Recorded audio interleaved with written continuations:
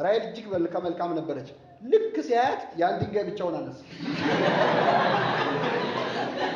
አንዳንዴ ሰዎች የብቸኝነት ጊዜም በደንብ ሳይኖሩት ያሳልፉና ካገቡ በኋላ ይፋታሉ። ምን መሆን ፈልገው? ብቻውን ያልሆነ ሰው አለ። ብቻውን ሆኖ ታውቃለህ?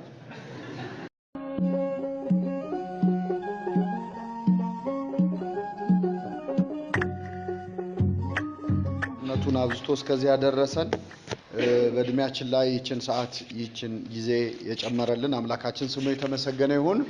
እንኳን ለዐቢይ ጾም በሰላም አደረሳችሁ። እግዚአብሔር አምላካችን በቀሪው ጊዜ እንዲያስተምረን ቅዱስ ፈቃዱ ይሁንልን።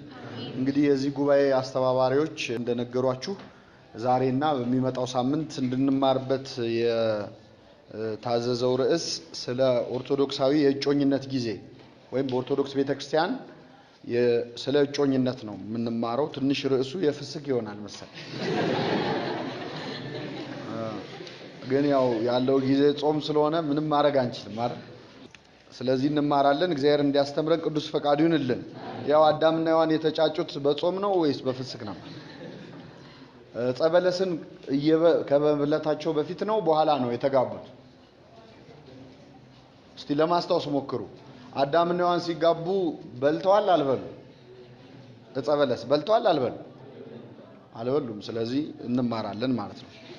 እንግዲህ ስለዚህ ርዕሰ ጉዳይ በጣም ሰፊ ጉዳይ ነው። ብዙ ጊዜ በቤተክርስቲያን የሚሰጡ ትምህርቶች ጋብቻ ላይ ነው እንጂ ይሄ የእጮኝነት ጊዜ ላይ በተመለከተ ብዙ ትምህርት ስለማይሰጥ ከዝሙት ራቁ፣ ከዝሙት ሽሹ።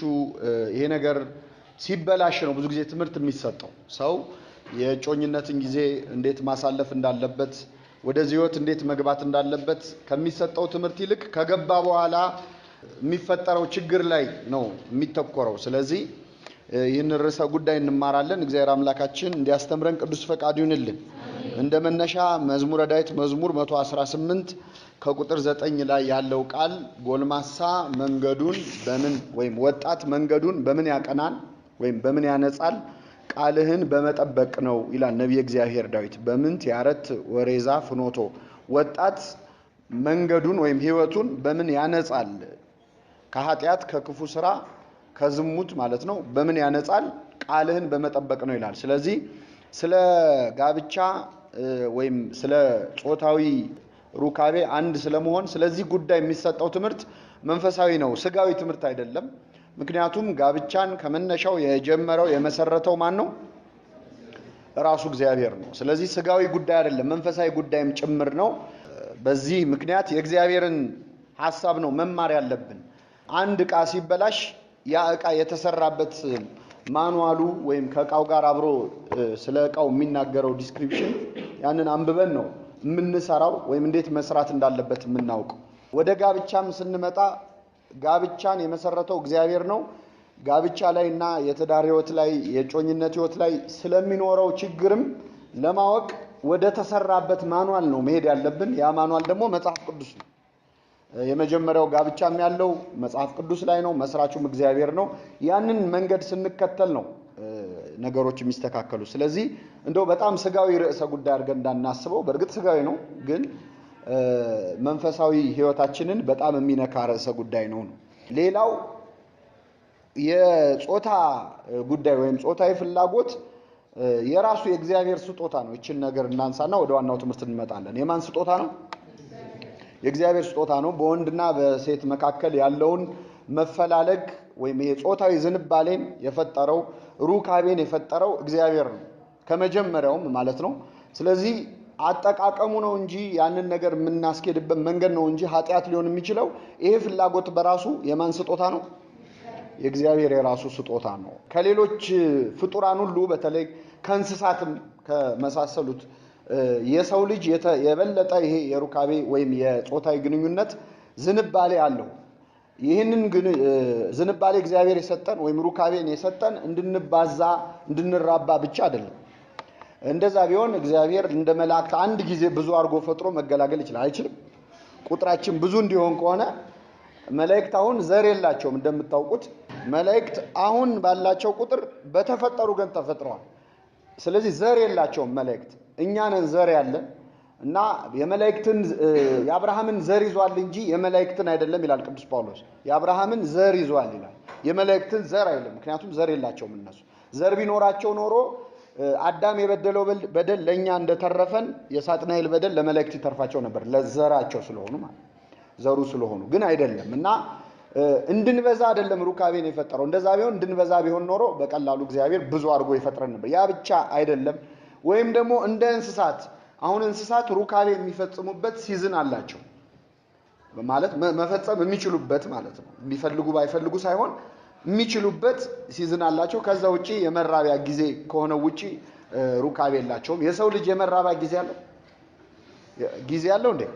የሚከለከለው የጾሙን ፍስኩ ምናምን ማለት አይደለም። የሰው ልጅ ሁሉ ጊዜም ፖቴንሻሊ ሩካቤ ሊፈጽም እንዲችል ሆኖ ነው የተፈጠረው። ይሄ የሆነው ምንድነው? እግዚአብሔር ለመራባት ብቻ አይደለም ማለት ነው። ከዚያ ውጪ የባልና የሚስት የሩካቤ አንድነት የክርስቶስና የቤተ ክርስቲያን የማያቋርጥ ፍቅር ምሳሌ ነው። የማያቋርጥ ፍቅር፣ ሲዝን የሌለው ወቅት የሌለው መቼም የማያቋርጥ ሁልጊዜም በሩካቤ አንድ መሆን ሁልጊዜም መውለድ እንድንችል ሆነን ነው የተፈጠርነው። ይሄ ደግሞ ቤተክርስቲያን ከክርስቶስ ጋር ያላት ግንኙነት ሁሌም አያቆምም። ሌላው ቤተክርስቲያን ክርስቲያኖችን መውለድ አታቆምም፣ ሁሌ ትወልዳለች፣ በጥምቀት ማለት ነው። የባልን ቦታ በክርስቶስ የሚስትን ቦታ በቤተክርስቲያን አድርጎ ቅዱስ ጳውሎስ በኤፌሶን መልእክቱ በሚገባ አብራርቶ አስተምሮታል። ስለዚህ ይሄ ሩካቤና በአጠቃላይ የጋብቻ የባልና የሚስት ትስስር መጽሐፍ ቅዱስ ያስቀመጠው ከክርስቶስና ከቤተክርስቲያን ፍቅር ጋር ነው እና የማያቋርጥ ርዕሰ ጉዳይ ነውና ይህንን እንማራለን። እግዚአብሔር እንዲያስተምረን ቅዱስ ፈቃዱ ይሁንልን። ዛሬ የምንማረው የብቸኝነት ጊዜ ነው። መቼስ ሰው ጮኝነትን ከመጀመሩ በፊት መጀመሪያ ምን ነበረ? ብቻውን ነበረ። ስለዚህ ብቸኝነትን እስቲ ትንሽ በደንብ መማር ያስፈልጋል። የብቸኝነት ጊዜን እንዴት ማሳለፍ አለብን የሚለውን በደንብ ሳናውቀው ወይም በደንብ ብቻችንን ሳንሆን ወደ ጮኝነት ከገባን ወደ ጋብቻ ከገባን ይሄን እናብራራዋለን። አይዟችሁ። ብቻውን ያልሆነ ሰው አለ። ብቻውን ሆኖ ታውቃላችሁ? ብቻውን ያልሆነ ሰው አለ። ብቻውን ሆኖ ራሱ ገና ብቻውን መሆን የሚፈልግ ሰው አለ። በደንብ ማጣጣምም ያስፈልጋል ይሄ የብቸኝነት ጊዜን። አንዳንዴ ሰዎች የብቸኝነት ጊዜን በደንብ ሳይኖሩት ያሳልፉና ካገቡ በኋላ ይፋታሉ። ምን መሆን ፈልገው? ይሄን ጊዜ በደንብ ቢጠቀሙበት ኖሮ መመለስ አይፈልጉም እና እንደው ብቸኝነት በስንት ጣዕሙ ይላሉ። ይሄ የሚያሳየው ይሄንን ህይወት በሚገባ ስላልኖሩት ነው። ስለዚህ የብቸኝነት ጊዜን መጀመሪያ እግዚአብሔር የፈጠረው አዳምና ሔዋንን እንዲጋቡ ከማድረጉ በፊት መጀመሪያ አዳም የተፈጠረው ምን ሆኖ ነው? ብቻውን ሆኖ ነው። ስለዚህ እግዚአብሔር ከጋብቻ በፊት የፈጠረው ምንነትን ነው? ብቸኝነትን ነው። ስለዚህ ስለ ብቸኝነት ህይወት በሚገባ ማየት ያስፈልጋል። አዳም በገነት ሳለ ብቻውን የነበረበት 4 ቁም ነገሮች አሉ። ብቻውን አዳም እንዴት አሳለፈ ብቸኝነቱ? አንደኛ አዳም በገነት ውስጥ ከእግዚአብሔር ጋር ነበረ። አዳም በገነት ውስጥ ከማን ጋር ነበረ? ከእግዚአብሔር ጋር ነበረ። በእግዚአብሔር ፊት ነበረ። የመጀመሪያው የብቸኝነት ጊዜው መገለጫ በእግዚአብሔር ፊት መሆኑ ነው። ሁለተኛው አዳም በገነት ሳለ ምን ይሰራ ነበር ቢባል ገነት ውስጥ ይላል ኦሪት ዘፍጥረት ምዕራፍ 2 ላይ ልውሰዳችሁ። አዳም በኤደን ገነት ነበረ። ሁለተኛው አዳምም ከቁጥር 15 ምዕራፍ 2 ዘፍጥረት 2:15 እግዚአብሔር አምላክም ሰውን ወስዶ ያበጃት ይጠብቃት ዘንድ በኤደን ገነት አኖረው ይላል። ምን ይላት ዘንድ? ስራ ይሰራ ነበር። አዳም ገነትን ይኮተኩታት፣ ይጠብቃት፣ ያበጃጃት ስራ ይሰራ ነበር ማለት ነው። ሁለተኛው ነገር ይሄ ነው። ዘፍጥረት 2:15 ላይ ገነት ውስጥ ይሰራ ነበር። ሶስተኛ አዳም እንስሳትን ሁሉ እግዚአብሔር ወደ እርሱ ያመጣለት ነበር፣ ስም ያወጣላቸው ነበር ይላል። እንደውም ቃሉን እንዳለ ላንብብላችሁ። እግዚአብሔርም ይላል በምን ስም እንደሚጠራቸው ያይ ዘንድ ወደ አዳም አመጣቸው ይላል። በምን ስም እንደሚጠራቸው ምን ይል ዘንድ? ያይ ዘንድ። እግዚአብሔር አዳም ስም ሲያወጣ እያየ ደስ ይለው ነበር። ይሄ ማለት ምን ማለት ነው? የፈጠረው ፍጥረት አይምሮውን ሲጠቀም እያየ እግዚአብሔር ደስ ይለዋል። ስም ማውጣት አሁን መፍጠር ነው የሚከብደው? ስም ማውጣት ነው የሚከብደው? የቱ ነው የሚከብደው? እግዚአብሔር በፈጠረው ፍጥረት ላይ ግን ስም አውጭ አደረገው። ስም አውጭነት እኮ ባለቤትነት ነው አይደለም? አሁን እኛ የሰው ልጅ ስም እናወጣለን እንችላለን? መብት ካለንም ያለን የማን ልጅ ላይ? በሰው ልጅ ስም አይወጣም። በሰው ድርጅት እንደዚህ ይሁን አንልም። ስለዚህ ስም ለማውጣት ምን መሆን ያስፈልጋል? ባለቤትነት። አሁን ሾም ያለው እስቲ እኔ የፈጠርኩትን አንተ ስም አውጣ አለው። ይሄን ለምንድን ነው በደንብ ልታዩ የሚገባው? ቅዱስ ጎርጎርዮስ ዘኑሲ ሴንት ግሪጎሪ ኦፍ ኒሳ የሚባለው የቤተክርስቲያናችን ሊቅ ምን ይላል? እግዚአብሔር የሰው ልጅ አይምሮን ተጠቅሞ ሲፈላሰፍ ቴክኖሎጂ ሲፈጥር የሚከፋው የሚቃወም አምላክ አይደለም። ምክንያቱም ይህንን አይምሮ የፈጠረው ምን እንዲያደርግ ነው? እንዲያስብ ነው። ስለዚህ የሚያስብ ጭንቅላት ፈጥሮ ለምን አሰበ ብሎ የሚበሳጭ አምላክ አለ። ያይ ዘንድ ደስ ይለዋል። አዳም ስም ሲያወጣ እያየ እግዚአብሔር ደስ ይለዋል። ለእንስሳት ስም ሲያወጣ ሲያይ ደስ ካለው መኪና ሲሰራ፣ መድኃኒት ሲሰራ፣ ሌላ ቴክኖሎጂ ሲሰራ እግዚአብሔር ደስ ይለዋል አይለው? ስም ከማውጣት አልፈናል አሁን አይደል? በጣም ተሻሽለን ብዙ ጥሩ ነገሮችም ሰርተናል። ደግሞ ብዙ መጥፎ ነገሮችም ሰርተናል። መጥፎ ነገር ስንሰራ ያዝናል፣ ግን ምን ጭንቅላታችንን መጠቀማችንን እግዚአብሔር ይወደዋል። ቅዱስ ጎርጎርዮስ ጨምሮ ምን ይላል? ከፈጠራቸው ፍጥረታት ሁሉ በአካላዊ አቅሙ ደካማው የሰው ልጅ ነው። ግን ሌሎችን ሁሉ መርቶ ገዝቶ ነው የሚኖረው። እንስሳቱን ሁሉ አራዊቱን ሁሉ አባረን አይደለ? እኛ ቤት ሰርተን ነው የምንኖረው። ግን በጥፍር በጉልበት በኃይል ከኛ አራዊት ይበልጣሉ አይበልጡ? ይበልጣሉ። ቅዱስ ጎርጎርዮስ ምን ይላል? ሰው አሁን ጥፍር ቢሰጠው ኖሮ በጣም ሹል ጥፍር ጸጉር ሰውነቱ ጸጉር ቢኖረው ኖሮ ልብስ ባይለብስ ኖሮ በጣም ጉልበተኛ ቢሆን ኖሮ አንደኛ በዚህ ጸባያችን አሁን ጥፍር ቢኖረን እንደ እርስ በርስ ተጨራርሰናል እኮ እንኳንም አልሰጠን እግዚአብሔር። ሁለተኛው ደካማ በመሆናችን ምክንያት ራሳችንን ፕሮቴክት ለማድረግ ብዙ ነገር ፈጠርን። ራቁታችንን ስለተፈጠርን በረደን፣ ሲበርደን ልብስ የሚባል ነገር መጣ ማለት ነው። ጭንቅላታችንን እንድናሰራው ነው እንጂ የማይሞቀን የማይበርደን ብንሆን ኖሮ ጸጉር ያለን ብንሆን ኖሮ ይሄ ሁሉ አይነት ልብስ ይመጣ ነበር? አይመጣም ነበር። እና የሰውን አይምሮ ውብ አድርጎ ስለሰራው ያንን አይምሮ እንዲጠቀም ከሌሎች ደካማ ፍጥረት አድርጎ ፈጠረው። አራዊትን አሸንፎ ገዝቶ በፊት ተስማምቶ ነበር የሚኖረው። ከውድቀት በኋላ ግን ይፈራቸዋል። ስለዚህ እነሱ ጉልበታቸውን ሲጠቀሙ እሱ ምኑን ተጠቀመ? ጭንቅላቱን ተጠቅሞ አራዊቱን አባሮ የተወሰኑትን አራዊት ደግሞ ለብቻ የሆነ ቤት ውስጥ አስቀምጦ ቅዳሜና እሑድ ልጆቹን ይዞ እየሄደ ይጎበኛል። እስቲ ገልብጣችሁ አስቡት። አሁን እንስሳ አራዊት ቢሆኑ እኛን የሚጎበኙ ሰዎችን አስቀምጠው እየመጡ ፎቶ ሲነሱ አሁን ለኛ ስንገለብጠው ነው የሚያስቀን እንጂ እንዲህ ነው እያደረግን ያለ ነው። ይህን ማድረግ የቻልነው ግን ምን ስለሰጠን ነው? አይምሮ ስለሰጠን ነው። በዙሪያው ያሉትን ስም ያወጣ ነበር ይላል። ስንት ነጥቦች አየን? አራተኛው አዳምም በገነት መካከል ተኝቶ ነበር። አዳምም በገነት መካከል ተኝቶ ነበር ይላል። ሙሉ ሐሳቡን ስናነበው አዳም በገነት እያለ ብቻውን ነበር፣ ግን የብቸኝነት ስሜት አልተሰማውም ወይም ተሰማው የሚል ነገር የለም። ምንድነው? እግዚአብሔር የፈጠረው ፍጥረት ሁሉ መልካም እንደነበረ አየ። ሰው ግን ብቻውን ይሆን ዘንድ ምን አይደለም? መልካም አይደለም። ለመጀመሪያ ጊዜ ደስ ያላለው እግዚአብሔር ሰው ብቻውን መሆኑ ነው። የምትመቸው ረዳት እንፍጠርለት አለ። ስለዚህ በአዳም ላይ በገነት ሳለ እንቅልፍ ጣለበት፣ በሰመመን ላይ አደረገው። የመጀመሪያውን አኔስቴዥያ ሰጥቶ የመጀመሪያውን ኦፕራሲዮን አደረገ ማለት ነው አይደል? ከጎኑ አጥንት ወስዶ ሔዋንን ሰራ፣ ወደ እርሷ አመጣለት፣ ሔዋን ተሰጠችው ማለት ነው። ስንት ነጥቦች አየን? 4 ነጥቦች። አንድ ክርስቲያን የብቸኝነት ህይወት እንዴት መኖር አለበት የሚለው ከመጀመሪያው ብቸኛ ሰው ከአዳም 4 ነገሮች እንማራለን ማለት ነው። አዳም የመጀመሪያ ነገሩ ምንድነው? ከአራቱ ነጥብ አንደኛው ምንድነው? ከእግዚአብሔር ጋር ነበረ።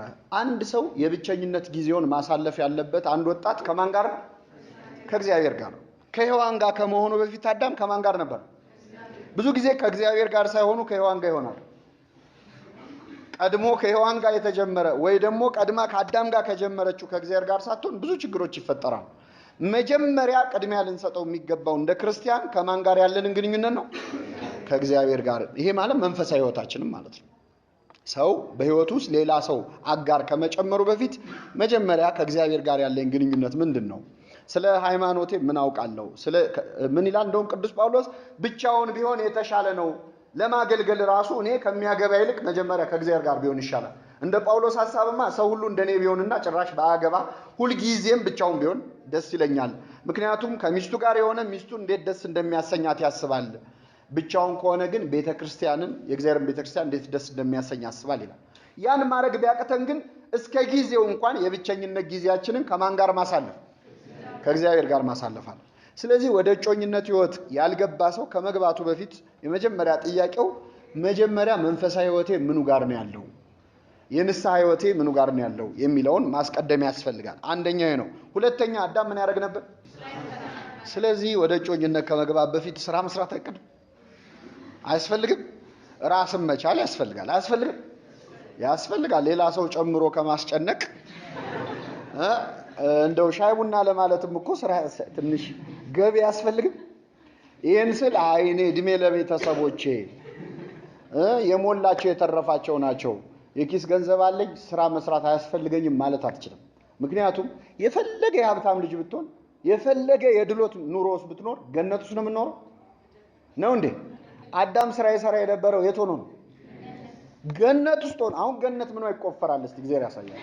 ተቆፍራ ያለቀላት እኮ ነች፣ ያማረች ነች። ግን ስራ የተፈጠረው ጥረግረ ብላ በኋላ ነው። ይሄ መከራው ችግሩ ምናምን ነው እንጂ ስራ ግን የተፈጠረው ከውድቀት በፊት ነው። ገነትንም ይሰራ ነበር ይላል። ስለዚህ እንኳን እዚህ የተበላሸ ዓለም ላይ ሆነን ቀርቶ ገነት ላይ ብንሆንም ምን ማድረግ አለብን? መስራት። እግዚአብሔር የመጀመሪያ የፈጠረው እንደውም ስራን ነው ይባላል። እግዚአብሔር በመጀመሪያ ሰማይንና ምድርን ምን አለ? ፈጠረ። ይሄ ራሱ ስራ ነው። ስራውን ሰርቶ ሲጨርስ ማንን ፈጠረ? ሰውን ፈጠረ። እና ሁለተኛው ራስን መቻል ያስፈልጋል ነው ባጭሩ። ስራ መያዝ ምናምን ሳይሆን ራስን መቻል ያስፈልጋል፣ ራስን መደገፍ ያስፈልጋል። ሶስተኛው በዙሪያው ላሉ እንስሳት ስም ያወጣንም። ስለዚህ እኛም ዙሪያችን ላሉ ለድመት ለውሻ ስም ማውጣት ማለት አይደለም። ምክንያቱም ያ ጊዜ አልፏል፣ ስም ወጥቶላቸው አልቋል። ግን ርዕዮተ ዓለም የምንለው ወይም አይዲዮሎጂ የምንለው ዙሪያችንን ዲፋይን አድርገን መጨረስ። ስለ ዓለም ያለን አስተሳሰብ ምንድን ነው? በዙሪያችን ያሉ ሰዎችን፣ በዙሪያችን ያሉ ነገሮችን አመለካከታችን፣ አስተሳሰባችንን ዲፋይን አድርገን መጨረስ አለብን። በኋላ መጣበታለሁ። ግን እንደው ሩቅ ሳንሄድ ለምሳሌ ጓደኞቻችን ይኖራሉ። ማን ነው ጓደኛችን? ከማን ጋር ነው የምንውለው? ምንድነው የምንወደው? ምንድነው የምንጠላው? ይሄንን ሰው ዲፋይን አድርጎ መጨረስ አለበት የለበትም?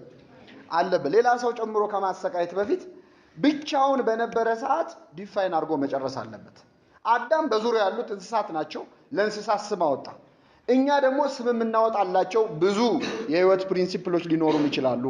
ጓደኞች ሊኖሩን ይችላሉ። ሴቶች የሴት ጓደኛም የወንድ ጓደኛም፣ ወንዶች የወንድም የሴትም ጓደኛ ይኖሩናል። ስለዚህ ከጓደኞቻችን ጋር ማን ነው ጓደኛዬ ብሎ መምረጥ ሊሆን ይችላል።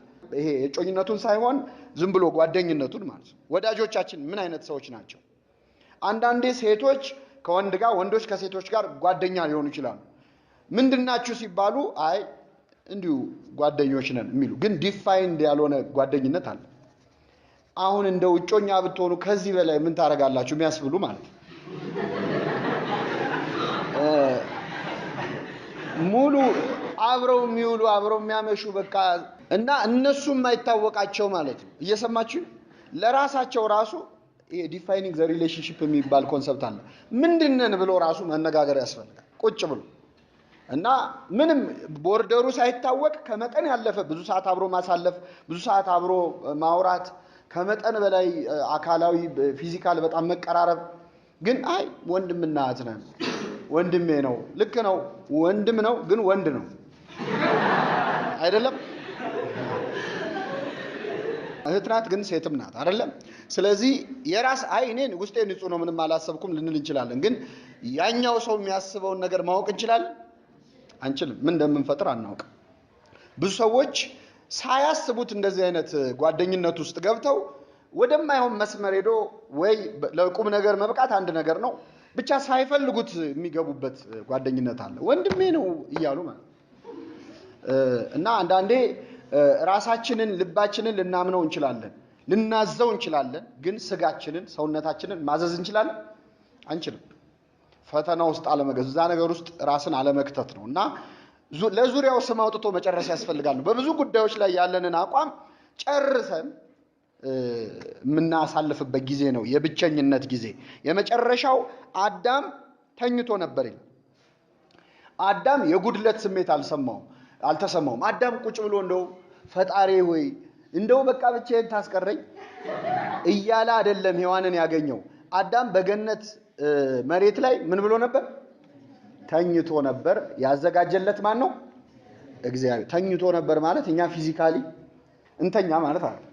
አንድ ሰው ረዳቱን ለማግኘት ሴቷ ወንዱን፣ ወንዱ ሴቷን ለማግኘት ትተኛ ማለት አይደለም። ሐሳቡን መተኛት ማለት ሐሳቡን መተው መጣል ነው አይደለም። ስለዚህ ሐሳባችንን ለማን መተው ነው? ለእግዚአብሔር። አዳም ከመጠን በላይ ኦብሰስድ ሆኖ እንደው ማንን ነው ማገባው እያለ ስለተጨነቀ አይደል። ልባችሁ ስለ ትዳር በማሰብ እንዳይከብድ። እንግዲህ ልብ አድርጉ፣ የመጀመሪያዎቹ ባልና ሚስት ታሪክ ውስጥ ነው ይሄ ሁሉ ነገር እግዚአብሔር ያስቀምጣል። እና አዳም ሐሳብም አልሰጠም ራሱ። እንደው ማን ትሁንልህ፣ ምን አይነት ትሁንልህ ቢባል ካለው ዕውቀት አንፃር ምናልባት ከእንስሳቱ በጣም ቆንጆ የነበረችው እባብ ነበረች ይባላል። ስለዚህ የአዳም ዕውቀት ቢገባበት ኖሮ ምናልባት እባብ ምን መርጦ ስለዚህ ከሱ ሐሳብና ዕውቀት በላይ የማን ሐሳብ ይበልጣል? ሙሉ ሐሳቡን ጥሎ የነበረው ለእግዚአብሔር ነው። እዚህ ላይ በጣም እንደው እንድትይዙት አሁን ዋና ይሄንን ያስነሳይ ምክንያት ምንድነው? የጉድለት ስሜት ሲሰማን አይደለም እጮኛ ወይም ጓደኛ መያዝ ያለብን። አንዳንድ ጊዜ አንዳንድ ሰዎች በዙሪያቸው ያሉ ጓደኞቻቸው ሁሉም ጓደኛ ካላቸው እጮኛ ካላቸው፣ ሴቶቹም በተለይ እንግዲህ ወይ በሴቶች ወይ በወንዶቹ ያዘነብላል፣ እናንተ ራሱ ወቁት። ግን መተው ስለ እጮኛቸው ሲያወሩ ያሳለፍነው ነገር ምናምን ሲሉ እኔ ግን እንደው መቼ ነው ብለው በቃ እንደው ሲንግል ሆኖ ከመቆየት ብለው ወደዚህ ህይወት የሚገቡ ሰዎች አሉ። ወይ ደግሞ የሚያዋራቸው ሰው ከማጣት። ይሄ በጣም አደገኛ ነው። የራበው ሰው ምግብ ይመርጣል? ይመርጣል አይመርጥም? ይመርጣል አይመርጥም? ያገኘውን ነው የሚበላው። ለምን? ስለራበው። ስለዚህ የሆነ ጉድለት ሲሰማን አይደለም ወደዚህ ህይወት መግባት ያለብን። አዳም አረ የእጮኛ ያለ የሴት ያለ ብሎ እንዳላገኘ ሔዋንን የጉድለት ስሜት በተሰማን ጊዜ ወደዚህ ህይወት መግባት በጣም ሪስክ አለው። ምንድነው የሚያመጣው መጥፎ ነገር? የሚያዋራን አተን ከሆነ ከሌላ ሰው ጋር አውርተን ልናሳልፈው እንችላለን። ግን በዛ ጊዜ ብቻዬን በሆንኩ ጊዜ ጓደኛ በሌለኝ ሰዓት አብሮኝ ነበረ ተብሎ ወደዚህ ህይወት አይገባም። እንደዛ አይነት ስሜት ላይ ሆነን የምንወስነው ውሳኔ ትክክል አይሆንም። ወይ በሃይማኖት የማይመስለን ሰው ውስጥ ወይ በምግባር ወይ በሌላ ነገር ማንግባባው ያንን ክፍተት ለመሙላት ብቻ ብለን በተራብን ሰዓት የበላነው ምግብ ስለሚሆን በጣም ብዙ ችግር ያመጣል። ስለዚህ የምልአት ሔዋን መታ አላሟላችሁም። አዳም ምሉ ነበር። እንደውም ሔዋን ነች ከሱ የተገኘችው አይደል? ነው አይደለም? ከምልአቱ ነው እንጂ የተገኘችው ከሱ የሆነ ነገር ተወስዶ ነው እንጂ የተገኘችው። ጎዶሎ ነበረብህ ልሙላልህ ብሎ አምጥቶ አልሞላለት። ይሄም እንደሚያሳየው የእጮኝነት ህይወትን እንድንጀምሩንም አጋራችንን እንድናገኝ የሚያደርገን ጉድለት መሆን የለበትም። ምሉአን ነው መሆን ያለብን። የመጀመሪያው በጣም አይዲያል የሚባለው እግዚአብሔር ራሱ እጁን ያስገባበት ጋብቻ የሚያሳየው አዳም በምልአት እንጂ በጉድለት ሆኖ ሔዋንን ወደ ህይወቱ አላስገባም። እና መጠንቀቅ አለባችሁ። እድሜ አለ ከሌላ ኢንሴኩሪቲ አሁን እዚህ ህይወት ውስጥ ካልገባው መቼ ገባለሁ ከሚል ዝም ብለው የሚገቡ ሰዎች ከኮንሰፕቱ ራሱ ፍቅር የሚይዛቸው ከፍቅር የሚይዘው ሰው ማለት እገሌን አፍቅሮ አይደለም በቃ እንደው ማፍቀር ደስ ብሎት ሐሳቡን እንደው ዝም ብሎ ወዶት የሚገባበታል። እና እዚህ ላይ እጅግ በጣም መጠንቀቅ አለብን። ራስን መቻል ያስፈልጋል። ሌላው ብቻ መሆን ያስፈልጋል። ከአራቱ ውጪ ምን መሆን ያስፈልጋል? ምን መሆን ያስፈልጋል? አዎ ሰው ብቻውን ይሆን ዘንድ መልካም አይደለም ብሎ ነው እግዚአብሔር ረዳት የጨመረለት። ይሄ ማለት አዳም ብቻውን ነበር። እኛም ብቻችንን መሆን አለብን ሌላ ሰው ወደ ህይወታችን ከመጨመራችን በፊት። እንዴ ብቻዬን ነኝ እኮ ካላችሁ ብቻ መሆን ራሱ ብዙ መስፈርቶች አሉት። ለምሳሌ በወጣትነት ጊዜያችን ውስጣችን የተለያዩ አይነት ስብዕናዎች ይመላለሳል። በአስተሳሰብ በጣም ብዙ አይነት አሁን ልጆች ሆነን በወጣትነት ጊዜ በጣም early የሚጀመር ሪሌሽንሺፕ በጣም አስቸጋሪ የሚሆነው እድሜ ቢደርስም አንበስልም። ሙዝ አሁን የሚበላው ሲደርስ ነው አይደል? ነው እንዴ? ሙዝ የደረሰት ልክ ሲደርስ አንስተን ልጠን እንበላለና ሙዝ የደረሰው ሊበላል ምን መሆን አለበት? ሙዙ መብሰል አለበት። እድሜ ስለደረሰ ለሪሌሽንሺፕ በቂ ነው ማለት አይደለም። ማቹር ማድረግ አለብን። እና በጣም በተለይ ወንዶቹ እንግዲህ ሳይንሱም እንደሚደግፈው ቶሎ አንበስልም አይደል? እውነት ለመናገር ማቹሪቲ ላይ ትንሽ እህቶች ቀደም ይላሉ። ለዚህ ነው በጣም early የሚጀመር ሪሌሽንሺፕ ላይ በጣም እህቶች ይጎዳሉ። ለምን? ወንዱ ገና አልጨረሰም።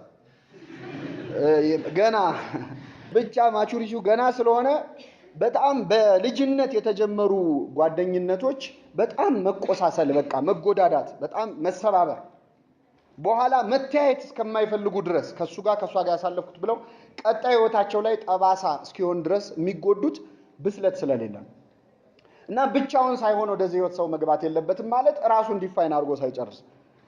አሁን አንድ ሰሞን እንደው የዓለም ዋንጫ ሰሞን ሲሆን እግር ኳስ ተጫዋች መሆን የሚያምረው ከሆነ ደግሞ እንደው አንዴ ዶክተር አንዴ ፓይለት ያየውን ማለት ነው በሙያ እንኳን አንዴ ኮስታራ መሆን ነው የሚያስፈልገው ብሎ ኮስተርኒ አንድ ደግሞ ጥሩ ተጫዋች ሰው ሲያይ ተጫዋች መሆን የሚፈልግ አንዴ ጉረኛ አንዴ ደግሞ ትሁት። እኮ በእኛ ቤተክርስቲያን ንፋስም ነፈሰ ዝናብም ዘነበ የሚል አለ እዚህ በወንጌል አይደለ?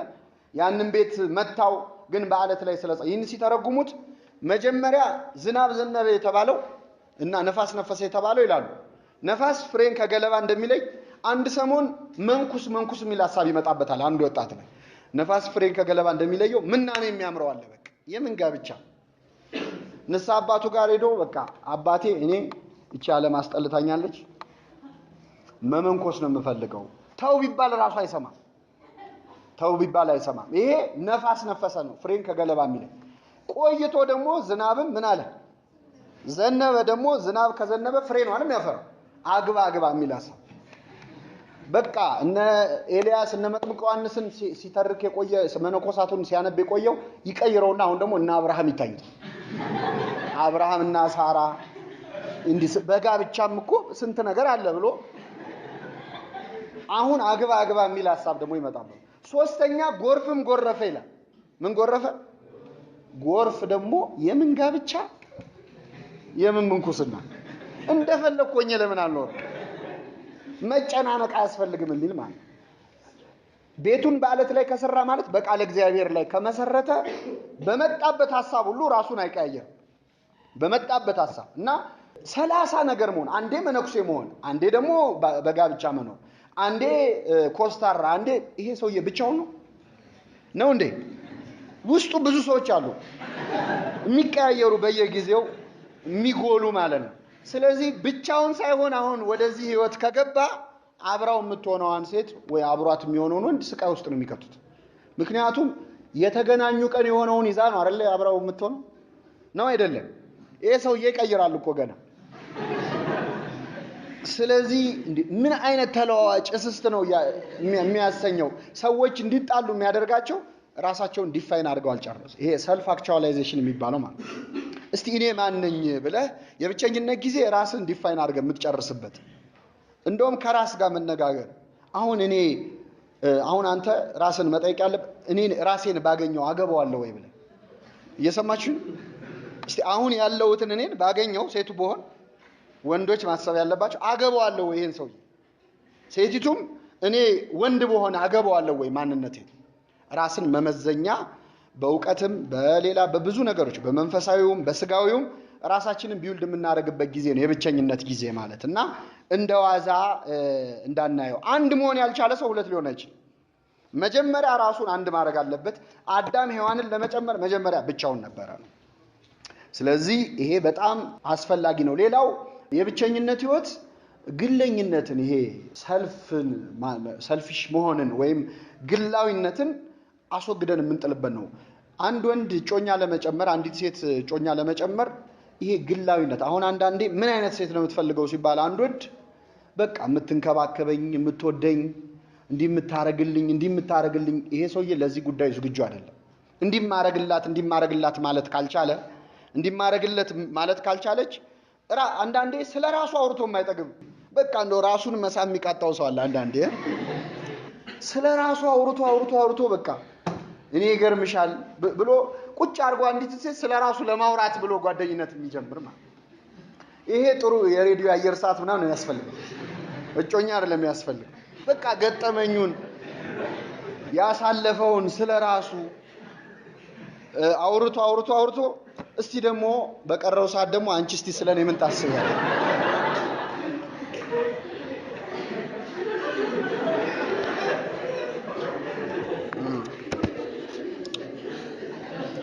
ይሄ ሰው ለማፍቀር ዝግጁ ነው አይደለም? አይደለም። ፍቅር የሚባለውን ነገር ጭራሽ ኮንሰፕቱን አልተረዳውም። ቅዱስ ጳውሎስ አንደኛ ቆሮንቶስ ምዕራፍ 13 ከቁጥር 7 ጀምሮ የፍቅርን ጸባያት በደንብ ገልጾልናል።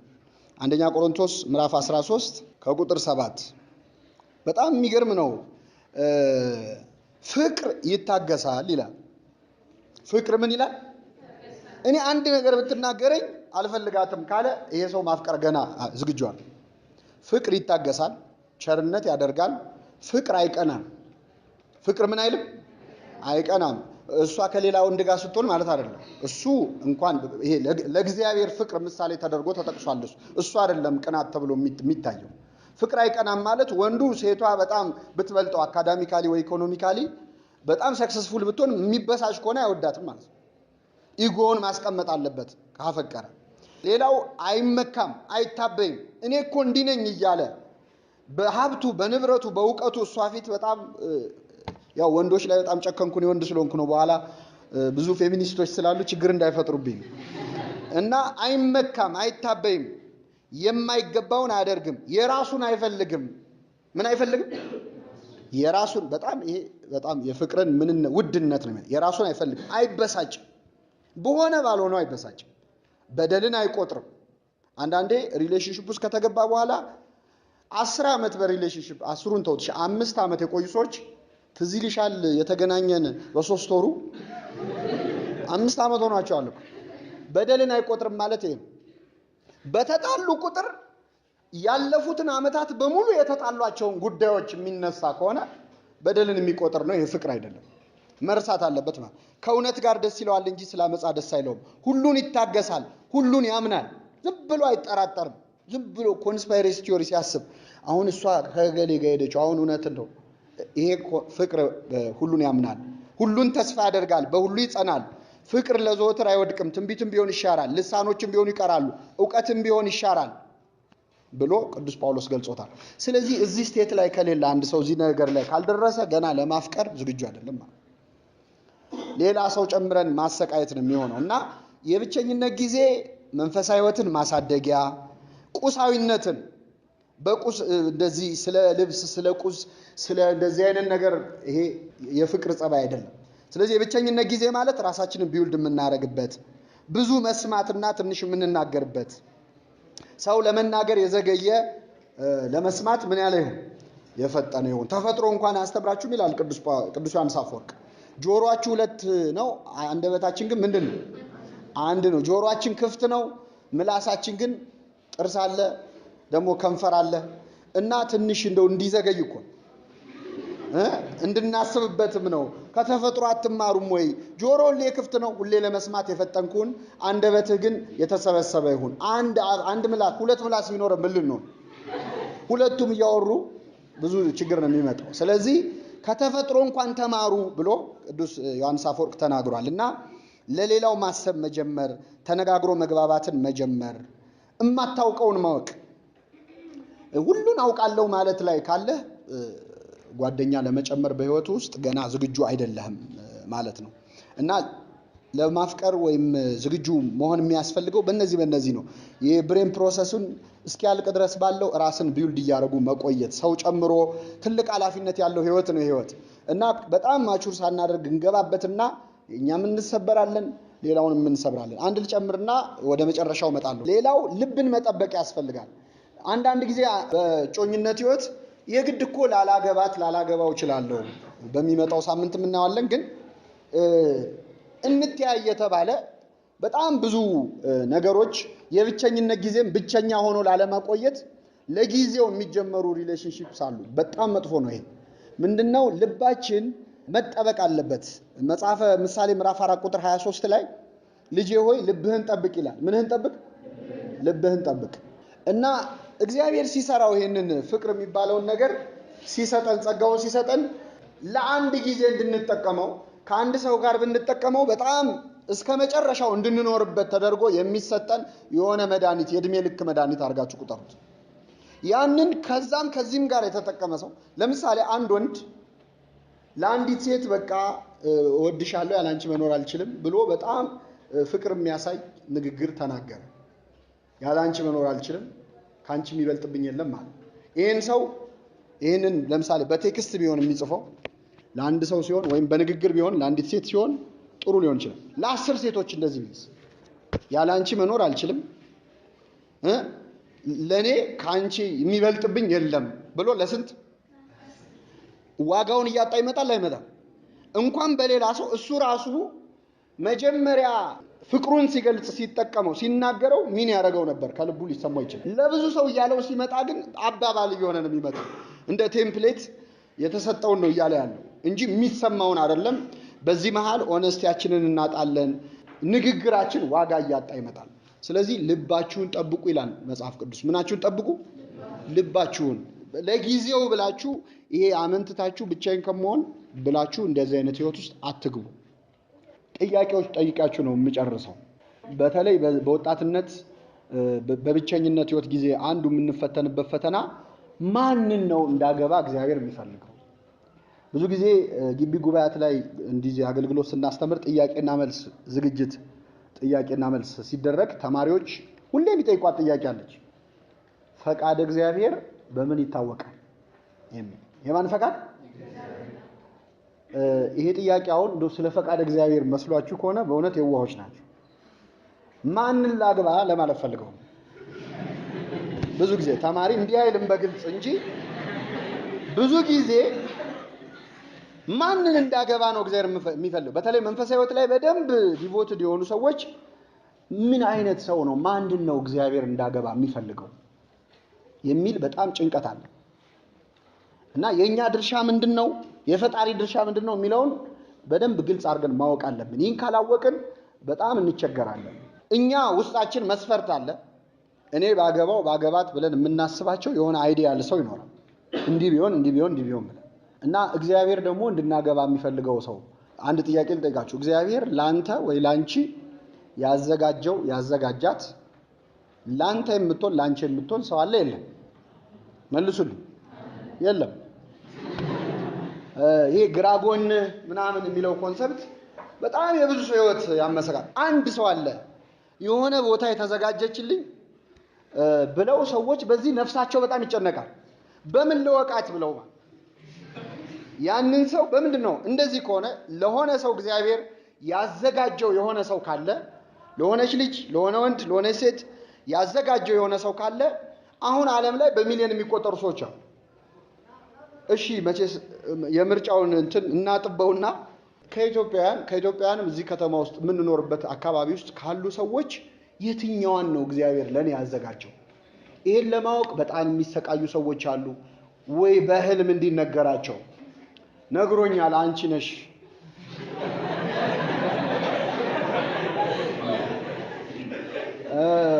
የሚገርመው ደብዳቤ ግልባጭ አለው አይደል? አለ የለውም ግልባጭ? እሷ ለአንተ ትሁን ሲባል ያ ደብዳቤ ግልባጭ ለሱ መድረስ የለም፣ ለሁለቱም መድረስ አለበት። እና እግዚአብሔር ቀርቶ እኛ ራሱ ማመልከቻ ስንጽፍ ለሁለቱም ሲሲ ሳናረግ ኢሜል አናረግ እና በጣም እንኳን በጋብቻ ቀርቶ በጣም ይገርማል። እንዲህ አይነት ነገር ሰምታችሁ እንዳትደነግጡ። የሆኑ የበቁ አባት ነግረውኛል አንቺ ነሽ ምናምን እንደዚህ ብሎ ነገር የለም። እንኳን በዚህኛው ጋብቻ ቀርቶ ለምሳሌ እመቤታችን ጸንሳ ወለደች። በእመቤታችን መጽነስ መውለድ ላይ ዮሴፍ ድርሻ አለው የለውም? የጸነሰችው ከዮሴፍ ሳይሆን በምንድን ነው? በመንፈስ ቅዱስ ነው። ግን ለዮሴፍ ተነግሮታል አልተነገረም? የጸነሰችው በመንፈስ ቅዱስ ነው ተብሎ ግልባጩ ደርሶታል። ይመለከተዋል። አብሮ መንከራተቱ ይቀራል፣ መሰደዱ ይቀራል። ስለዚህ አትፍራ ማርያምን ለመውሰድ ተብሎ ባገባትም እንኳን ከሷ ባይወልድም እንኳን ዮሴፍ ተነግሮታል። ማኑሄና ሚስቱን ታሪክ ታስታውሳላችሁ? የሶምሶን ወላጆች መልአክ መጥቶ ቅዱስ ሚካኤል አናገራት። ልጅ ትወልጃለሽ ሶምሶን ይባላል አላት። እሺ ብላ ሄደ መልአኩ። ከዛ ለባሏ ነገረችው ለማኑሄ። አይ በቃ ጥሩ ብለው ወደ ቀጣዩ ሂደት አልሄዱም። እሷን ያናገራት መልአክ ወደ እኔ ይምጣ ብሎ ጸለየ። ግልባጩ ሊደርሰው ይገባል አይገባም? እባክህ ድጋሚና እግዚአብሔር ሰው ብሎ ጸለየ። መልአኩ መጣ። ለሁለቱ በትክክል መልእክቱ ደረሳቸው። ስለዚህ ይሄ ህልም አይቻለው፣ ራእይ አይቻለው፣ የበቁ አባት ነግረውኛል ወይ ደግሞ ይሄ ያላቸውን የፕሪስቱዳቸውን ወይም ንስሐ አባታችንን መብት የለውም ገሊትን ገሊ ያግባ ማለት አይችልም። በቤተክርስቲያናችን አስተምሮ ማለት አይችልም። ገሌ ገሌን እንደዚህ አይነት ትምህርት የለም። እና ለማወቅ እንቸገርና ማን ነው እግዚአብሔር አንዳንድ ሰዎች እጣ ያወጣል። በቃ ስሙ በዚህ የሚጀምር ምናምን ብለው እጣ ያወጡና ያወጡት እጣ ከሚፈልጉት ጋር አይመጣም አለ። እስቲ ደግሞ ሁለተኛ ልሞክር ይላል። ሁለተኛ ይሞከራል። ሶስተኛ ደግሞ ይላል። አይ ለነገሩ እጣ አይሰራም እንላለን የምንፈልገው ሳይሆን።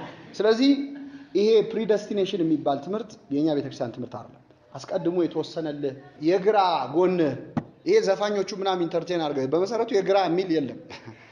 ግራ ይሁን ቀኝ ይሁን መጽሐፍ ቅዱስ ላይ አልተጻፈም። ትርጓሜያችን ምንድነው የሚለው? ግራ ቢሉን እንደዚህ ነው፣ ቀኝ ቢሉን እንዲህ ነው ብሎ ለሁለቱም ከፍቶ ነው የተወው እንጂ የግራ ዘፋኞቹ ናቸው የዘፈኑት እንጂ በእኛ ቤተክርስቲያን ነው። አይ የምታገባት አሁን የትምህርት ሲሰማ ብዙ ጊዜ ውስጣችን የቆየ ፕሪጁዲስ ስለሆነ አይ የዛሬው ትምህርት እንኳን ትንሽ ልክ አይደለም፣ እኔም ማገባው ግራ ጎኔን ነው። እስቲ ግራ ጎናችንን ከሆነ ጥያቄ ልጠይቃችሁ። አንድ ሰው በእድሜ የምትበልጠውን ሴት ማግባት ይችላል አይችልም?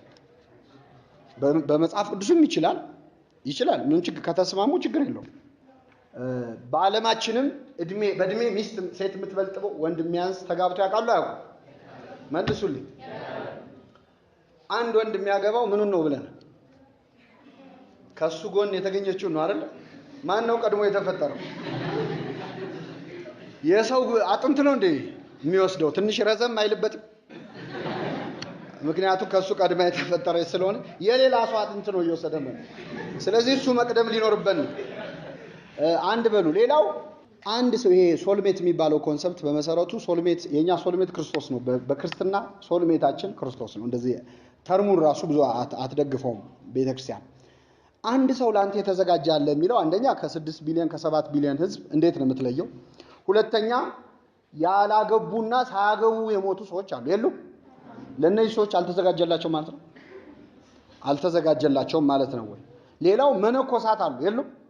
አያገቡም መነኮሳት። የማያገቡት ስላልተዘጋጀላቸው ነው። ስላልተዘጋጀላቸው ከሆነ መጽደቅ የለባቸውም በምንኩስናቸው። ምክንያቱም የመነኮሱት ስለሌለ ነው። ግልጽ ነው አይደል? ስለሌለ ነው የመነኮሱት የሚሆነው። ሌላው ከአንድ በላይ የሚያገቡ የሉም ባለማችን አሉ የሉም? ለነሱ ስንት ነው የተዘጋጀው? ብዙ ችግር ያመጣል። ሌላው በእኛ ቤተክርስቲያን ትምህርት አንድ ሰው ብትሞትበት ሚስቱ ሌላ ማግባት ይችላል አይችልም? ይችላል አይችልም? ይችላል። እስከ 4 ይችላል። 3 ጊዜ ብለህ እግዚአብሔር አልፈቀደውም በንጽህና መኖርን ነው ተው ይባላል። ግን ዝሙት ከሚሰራና ኃጢያቱን ከሚያበዛ እንዲያገባ ይፈቀድለታል። ይችላል። ስለዚህ አሁን አንድ ወንድ አገባ፣ ሚስቱ ሞተችበት። ስለዚህ ሌላ አገባ ለሁለተኛ ጊዜ። ለዚህ ሰውዬ ስንት ነበር የተዘጋጀለት? አንድ ተዘጋጅቶ እሷ ስትሞት ደግሞ ተጨማሪ ተብሎ ነው የተዘጋጀለት። ሁለተኛ ያገባት ሴት ለሷ አንድ ሁለተኛ ነበር የተዘጋጀለት። ሞቶበት ይመጣ ማለት ነው። 3 ሲሆን አንድ ሶስተኛ። የመጨረሻው በጠለፋ ያገቡ ሰዎች አሉ የሉም? ስለዚህ እነዚህ ያጠለፉ ሰዎች ምን አጠፉ? የተዘጋጀለት ነው አይደል ሰው የሚያገባው። ስለዚህ ጠላፊው ታዞልኝ ነው ይላል። ካልሰጠ እኮ አይሆንም። ስለዚህ ባጭሩ ይሄ ጽንሰ ሐሳብ በጣም ብዙ ችግር የሚያመጣ ነው። ይሄን ስላችሁ እግዚአብሔር አላዘጋጀም ማለት አይደለም። ሁሉን ያዘጋጀ ማን ነው? እግዚአብሔር ነው። ላንተ አሁን አንድ ያልተዘጋጀ ምስል እዚህ መሃል እኔ እኮ ተዘጋጅቶልኛል ብዬ ነበር ብላችሁ ተስፋ እንዳትቆርጡ። የበለጠ ተስፋ የሚሰጥ ነገር ለመናገር ነው ያነሳሁት። ለኛ የተዘጋጁ ለኛ የሚሆኑ 100 200 ሰዎች በምድር ላይ ሊኖሩ ይችላል። 1000 ሊኖሩ ይችላል። እየሰማችሁ ነው? ይሄ ፕሪደስቲን እንደሆነ በቃ እሷን ነው የምታገባው ተብሎ የተወሰነ እንደዛ አይነት ውሳኔ ነው።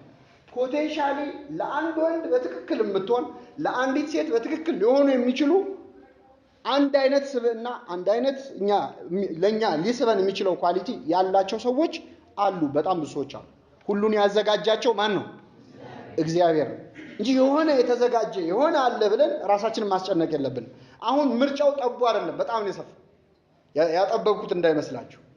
እግዚአብሔር እገሌ ለገሊቱን ብሎ እንኳን አሁን 7-6 ቢሊዮን ገብተን ይቅርና አዳምና ሔዋን ላይ ራሱ እንዲህ አይነት ጫና አልፈጠረም።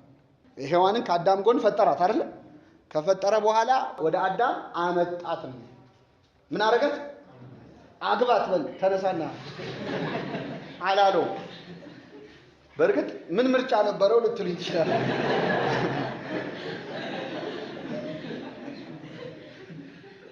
ምርጫ የለውም። ግን ቢሆንም እዛ ላይ እንኳን እግዚአብሔር ፈጠረ አዘጋጀ እንጂ አግባት የሚል ትእዛዝ ሰጠው የሚል አልተጻፈም። ሁለት ሆነው እንኳን ነፃ ፈቃዳቸውን አልነካም። ነፃ ፈቃዳቸውን አልነካም። ሔዋን እንደተፈጠረች ነው ያገባችው። ምን ይባላል? ሔዋን ልደቷ ሁለቴ ነው በነገራችን ብታከብር ልደቷን። አንደኛ አዳም ጎን ውስጥ አልነበረች ቀድሞ፣ እሱ ሲፈጠር ተፈጥራለች። ከዛ ደግሞ ከሱ አንስቶ ሲሰራት ሁለቴ ነው። ሌላው በጣም የሚገርመው ልደቷና የጋብቻ አንቨርሰሪዋም አንድ ቀን።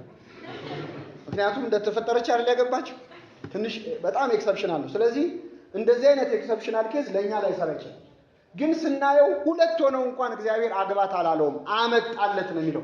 ስለዚህ እግዚአብሔር ለኛ ለትዳር ለህይወታችን የሚሆኑ ሰዎች ላይ የእግዚአብሔር ድርሻ ምንድነው ቢባል እነዛን ሰዎች ወደኛ ህይወት ምን ይላቸዋል? ያመጣቸው። ዲስፕሌው ላይ ያስቀምጣቸው። ማየት መምረጥ የኛ ፈንታ ነው። በጣም ጥሩ ድሎች ሊያመልጡን ይችላሉ። አጠገባችን ኖሮ መስፈርቱ ላይ በሚመጣው ሳምንት ስንነጋገር እናያቸዋለን። መስፈርት ስጋዊ መስፈርት አለ፣ አልተከለከልንም። የኛ መስፈርቶች አሉ እማንዋሻቸው ማለት ነው። ሰው ዝም ብሎ በቃ እግዚአብሔርን ከፈራ ሊል ይችላል። ግን ውስጡ እንደዛ አይደለ፣ ሐቁን ለመነጋገር ማለት የሆነ ምክንያቱም የምንጋባው በነፍስ ብቻ አይደለም በስጋው ነው አይደለም። ስለዚህ የሆነ ስጋዊ መስፈርቶች ይኖሩናል። ያንን ባላንስ አድርጎ እንዲጠቀም እንዲወስን እግዚአብሔር አስቀምጧል። ግን እግዚአብሔር እጁን ያስገባው ዶሜኑን ነው ያስቀምጣል። ለምሳሌ አሳ መንቀሳቀስ ይችላል አይችልም? ምን ውስጥ ብቻ? ውሃ ውስጥ። ስለዚህ አሁን አንድ ክርስቲያን አንዲት ሙስሊም አፈቀርኩ የእግዚአብሔር ፈቃድ ነው ይሳር አይደለም ቢል ይሄ ራእይ ያስፈልገው አይደለም ነው መልሱ። ምክንያቱም በሃይማኖት የማይመስሉንን እንዳናገባ ተጽፏል። ዶሜኑን አበጅቶልናል። በቃ በዛ ውስጥ ግን መንቀሳቀስ መብቱ ነው የአሳ። የፈለገውን መምረጥ፣ ሻርኩንም መምረጥ፣ እዛ ብቻ ባህር ውስጥ ያለው ማንኛውንም ነገር የመምረጥ መብት ለአሳ ተሰጥቷል። ገብታችኋል አይደል? ስለዚህ ጥብብ አድርገን የሆነ የተዘጋጀልኝ ሰው አለ እሱ ካልሆነ እሷ ካልሆነች ወደሚል አንመጣም። የሆነ ምልክት አንዳንድ ሰዎች የሆነ ነገር ምልክት የሚፈልጉ አሉ። ይሄ ሁሌ ላይሆን ይችላል። አይቶ የሆነ ነገር የሚሰማው ሰው ሊኖር ይችላል። ይሄ ግን ለሁሉም ሰው አይሰራም። ምክንያቱም ፍቅር ጊዜ የሚፈልግ ፍቅር ሊሆን ይችላል። መጀመሪያ ጓደኝነት ቀድሞ ከዛ ወደዚህ የሚገባበት በጣም ሴፍ የሆነው አካሄድ ለክርስትናው ለብዙ ነገር መጀመሪያ መጥተው አዳምና ሔዋን ተጠናንተዋል አልተጠናም? መጀመሪያ እንጠናና ነው ያላት እንዴ? አይደለም። ልክ እንዳያት በጣም ያስደንቀኝ የእሱ አሁን በጣም ኤክሰፕሽናል ከሚባሉት ውስጥ ነው። እንዳያት ይህች አጥንት ከምን ነች? ገና እንዳያት ነው ማወደስ የጀመረው። ይህች አጥንት ከአጥንቴ ናት፣ ይህች ስጋ ከስጋዬ ናት። ሰው እናትና አባቱን ምን ይላል? የለውም እኮ አዳም እናት አባት የለውም። እናቱም መሬት ነች አይደል? ግን ቢኖረው ኖሮ ይተው ነበር ማለት ነው። ይሄ ምንድነው? ገና ሲያይ የሆነ ነገር ሰው ሊሰማው ይችላል። በመጽሐፍ ቅዱስ ላይ አሉ አይተው አይናቸው ከልባቸው ቀድሞ ያዘዛቸው በቃ ልክ ሳይ ነው የሆነ ነገር ነው የተሰማኝ ምናምን የሚሉ ሊኖር ይችላል። ግን ይሄ ኤክሰፕሽናል እንዲህ ልብ ወለድ ላይ ምን ላይ ፊልም ላይ ነው ሁሌ ሊኖር የሚችለው እንጂ መሬት ላይ ባለው ህይወት በጣም ሴፍ የሆነው ህይወታችን እንዳይመሰቃቀል የሚያደርገው መንገድ ጊዜ ወስዶ ከሪሌሽንሺፕ በፊት ፍሬንድሺፕ አስቀድሞ ተዋውቆ ሲሆን በጣም እና ገና ሳይ የሆነ ነገር ልቤ ካልደነገጠ ምናምን የሚል ሰው ከስንት አንዴ ሊሳካለት ይችላል። ግን ሪስክም ሊኖረው ይችላል። ዝም ብለው አይተው ወስነው መከራቸውን ያዩ አሉ መጽሐፍ ቅዱስ ላይ። ገና ሲያያት ወደዳት፣ ከዛ ሲያለቅስ ነው የኖረው።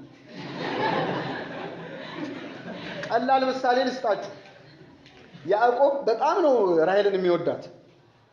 እንደሚወዳት የምታውቁት ራሔልን ለማግባት ስንት ዓመት ነው የተገዛው? 14 ዓመት። በጣም ነው የተሰቃየው። እንዴት ነው የወደዳት? መጀመሪያ መጣ። ውሃ የሚቀዱ ሊያጠጡ እረኞች ተሰብስበዋል። እንዴት ናቸው አላቸው። ምን እያደረጋችሁ ነው? ከብቶቻችንን በጎቻችንን ልናጠጣ ጉድጓዱ በጣም ትልቅ ጉድጓድ ድንጋይ ተዘግቶበታል መርዝ እንዳይጨመርበት እና ውሃ ለማጠጣት መጀመሪያ እረኞች ይሰበሰባሉ። ብዙ ሲሰበሰቡ አንድ ላይ ሆ ብለን ድንጋዩን እናነሳዋለን። ስለዚህ እነሱ እስኪመጡ ነው የምንጠብቀው አሉ። ጥቂት እረኞች አሉ። እሺ ብሎ ያዕቆብ ቆመ አብሯቸው። ይህን ወሬ አውርተው ሲጨርሱ ራሔል መጣች። ራሔል እጅግ መልካም ነበረች። ልክ ሲያያት ያን ድንጋይ ብቻውን አነሳ።